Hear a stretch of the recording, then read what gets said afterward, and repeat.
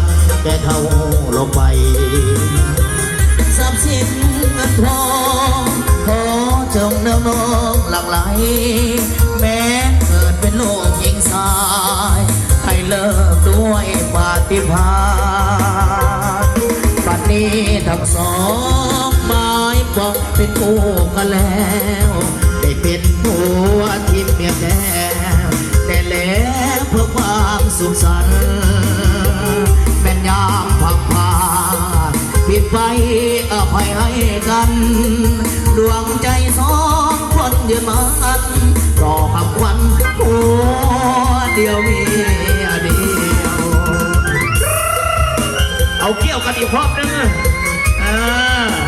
บอกพี่สีส้มปัญหาสิ่งใดให้ได้สิ่งนั้นซะแล้วทักจะบอกเจ้าสาวก็ได้เป็นหัวแก้วเป็นยิบหัวยิบเดียวซะแล้วเนาะ